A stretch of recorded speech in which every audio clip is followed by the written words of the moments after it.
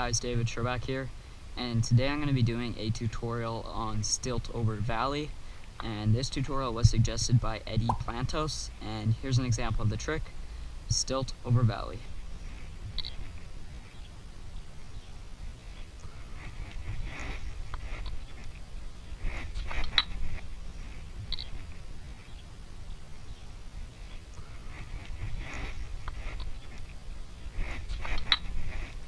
Alright, so there was an example of the trick. Now obviously this trick is not a beginner trick, it's fairly advanced. So when you're trying it, don't expect to land it super quickly, it's going to be pretty hard. So before we get into this trick, I assume that you know how to do pull up stilt. So if you don't know how to do that, make sure to learn that. And once you know pull up stilt, I also suggest that you have something with a big bevel, which is the hole. That'll just really help with the balance. So you need to know pull up stilt, obviously it's part of the trick, and I suggest having like a big bevel. It'll just definitely help you. So let's get into this trick. So what you're gonna do is you're just gonna get to stilt in whatever way you want, usually just a pull up.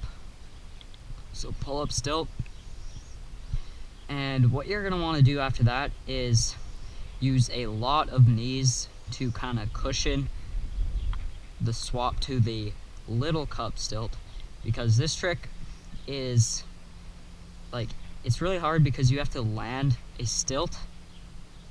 It's an inward stilt, but it's also on the small cup. It's not just like a big cup inward stilt, and there's a lot less area for you to land, so landing it on a small cup is a lot harder. So that's really hard. And obviously the swap there, it's really hard to like cushion it enough to where it doesn't slip off every time. So you're gonna need to use a lot of knees. So you're gonna bend down, and as you come up, you're gonna just pop it up slightly. The spike should just slightly just go over the tama like this, and you're really gonna want to cushion it and just support it with the tama and pop it up slightly so that the ken doesn't fall onto the tama from a super high up. That'll just help you overall with being able to land it consistently. So barely pop it up, and you're just gonna move the tama under as the ken kind of goes over at the same time, and just place it right there to let the small cup just land onto it. Really bend your knees for this one, and when you land it, you're gonna want to kind of tilt it slightly back so it doesn't fall forward. If you have it just in a normal position like this, it's going to be really hard to catch it and keep it there.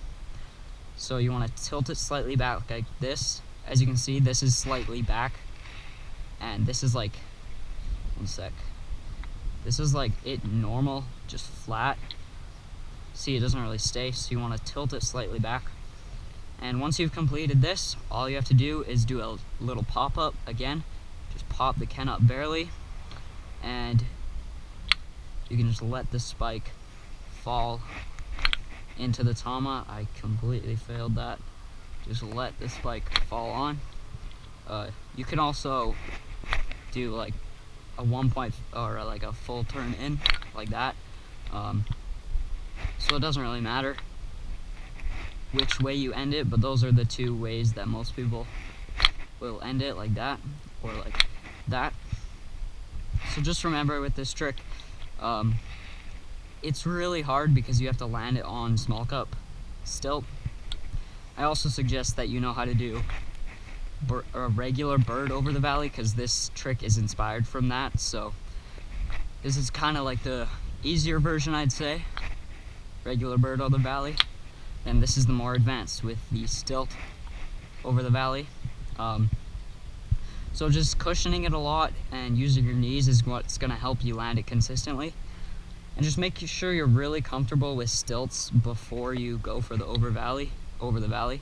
So be really comfortable with like the pull up like that, and just make sure you know a lot about the balance and how to actually do it. So yeah, that's basically it for the trick.